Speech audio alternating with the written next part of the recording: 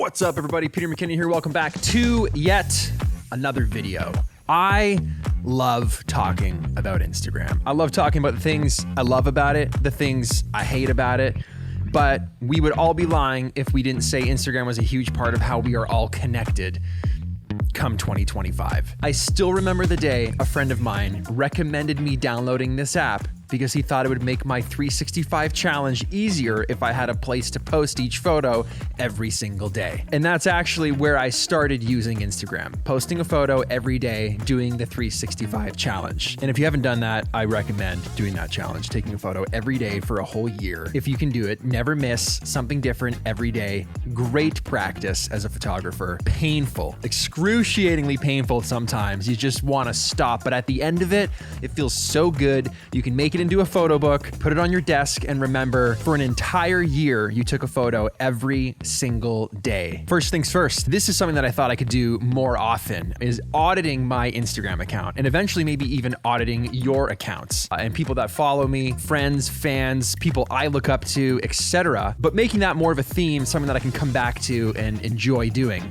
because this is fun for me and I love this. So today I want to look at 5 or a little bit more of my favorite Instagram photos that I feel are either overlooked, underappreciated, bad, and the stories behind them. Recently, I saw an interview with the CEO of Instagram, and he seems like a great guy, always giving advice, always giving tips on how to increase your reach, making the platform better for you and how it works and how it's used. And recently, I saw a clip of him at a live event. And at this event, he did like a little bit of a survey, a show of hands, and said, by a show of hands, who uses Instagram? And everybody raised their hands, obviously. And then he started whittling it down. Who has, in the last 24 hours, seen a reel or posted a reel? Some hands went down, but the majority of the hands remained. The next question narrowed it down further, which was, how many people have seen a story or posted a story?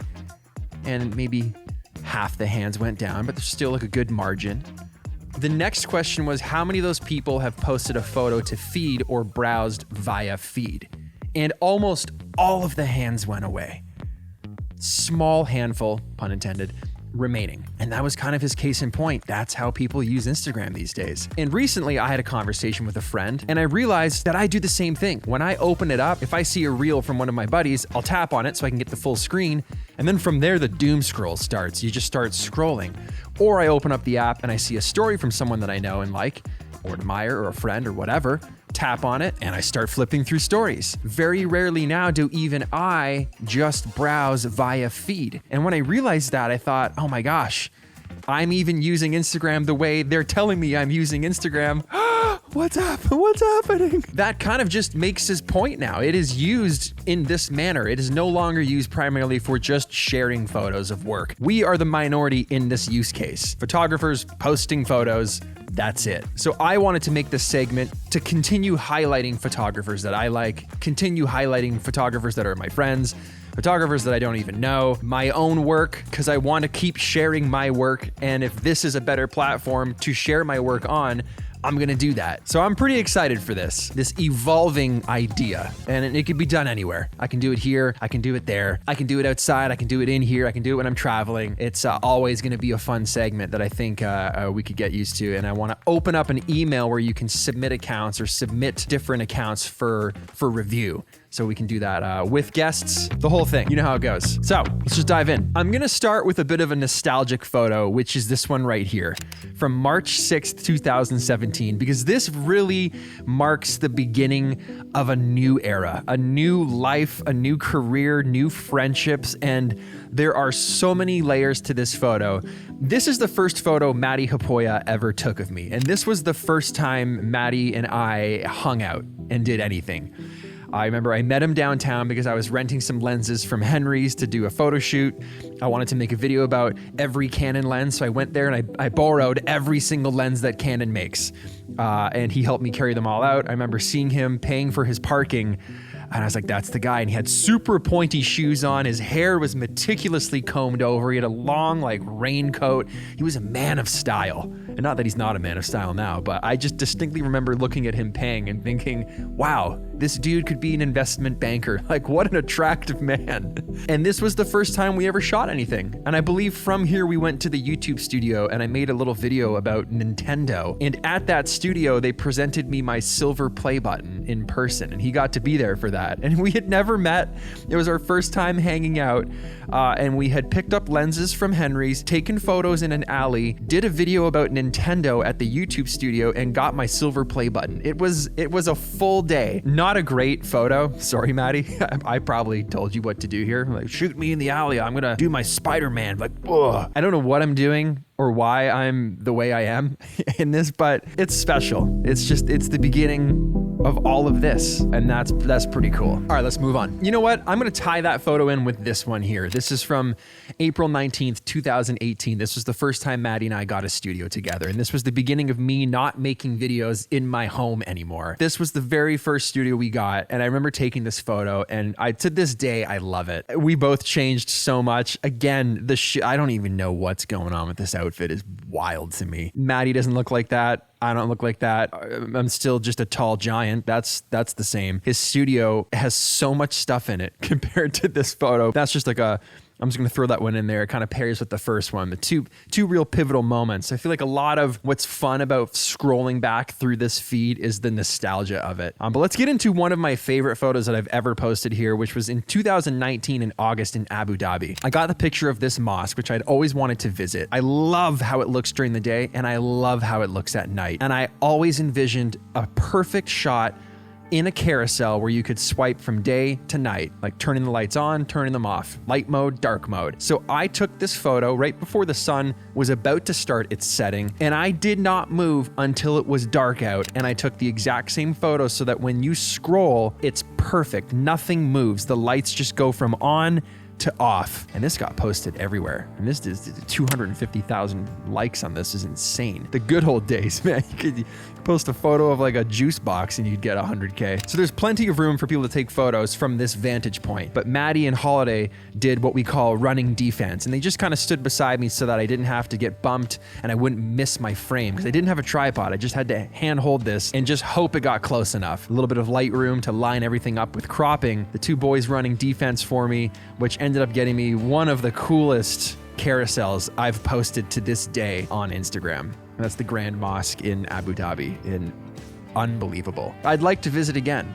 I'd like to shoot this on film. I think that would be great. Next up, I'm going to use this shot of rider Cole Thompson. He was, I think, sponsored by Red Bull and KTM at the time. I don't know if he still is. I think maybe he's moved on. But we threw this shoot together so fast. I remember calling Red Bull and saying, like, I have an action camera. I need to make a video about it. Do you have anyone I can make a video with today?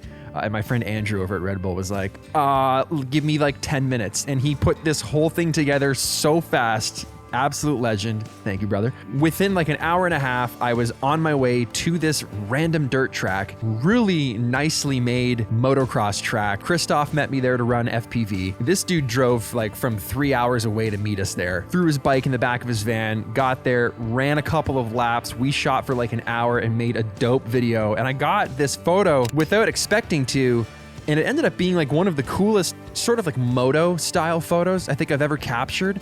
The sky behind him looks like it's absolutely going to open up and swallow the earth. It is gnarly. It is like the biggest storm that's rolling in. He's perfectly contrasted against that sky. The colors go perfect. The sun's just hitting him. It looks like he's absolutely sent that bike to the moon. It's mid-whip, which looks so good. It's just like, it's like a perfect photo. I absolutely love it. It's also nice when you hear the same praise from the person in the photo. I think he said it was his favorite photo that he's ever had taken of him, which he had printed and hung in his house. So that's sick. Extreme sports and racing and moto, that stuff looks so good. The next photo runs in the same vein, which is this shot right here, which is a Formula One car, Red Bull car, and that was when Checo was driving for Red Bull at the Montreal Grand Prix. This was my first F1 race, and a lot of these photos are memories, but they're cool photos and they have great memories with them. But I'd never been to a Formula One race before, and I didn't want to go, and I didn't watch Formula One. I was not a fan. Fast forward now, I'm a huge fan, obsessed. My wife and I are,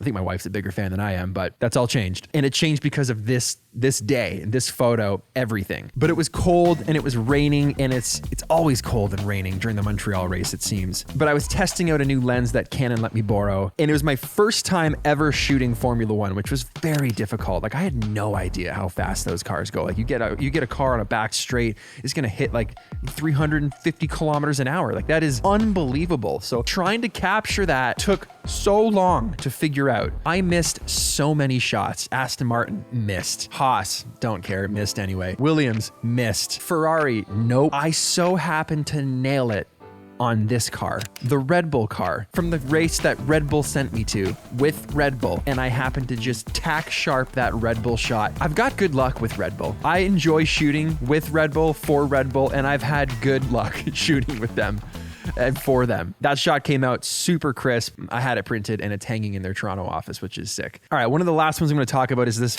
Red Dead Redemption looking shot here, this scene of Lane, Jay, and Cody around a fire. They look like a bunch of bandits just keeping warm for the night before they take the train in the morning. And by take the train, I mean rob the train. This style in general is just very cool, and it's very in right now.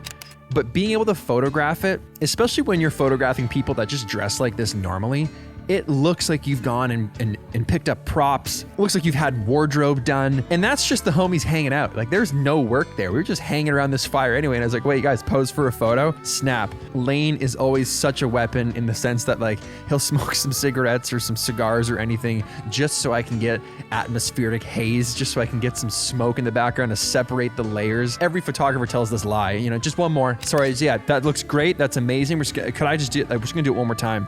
One more time, one more time, one more time. This dude's finished half a cigar in 90 seconds because I one more time. But these hangouts are always good because it looks like we're photographing a movie scene. Anytime I'm shooting in these types of environments, that photo and some of the other ones from that same day are a few of my absolute favorite shots that I've ever posted to Instagram. So when the fall comes and when the winter comes, I froth with excitement knowing that I'm gonna be hanging with my friends around fires and getting more pictures like this, because they never get old. There's the obvious photos. There's a lot of photos in here of celebrities and different people and places that I've shot that I'm very, very proud of, but I feel like those are obvious choices. I'm trying to choose some of the ones that are special to me that have significant meaning for a lot of other reasons. This shot here of Aaron Brimhall, I just posted another version of that literally yesterday. This shoot was so good because we shot for one day and I got more material this day than I've gotten. That was like 3 months of shooting in one day. We started in the salt flats, ripping this dirt bike around, got a ton of content. Holiday and I went up a mountain, got another full video made and more content. And then we met in the salt flats again at night and shot a Ford GT. So just one day I came back with like hundreds of postable photos, and years later,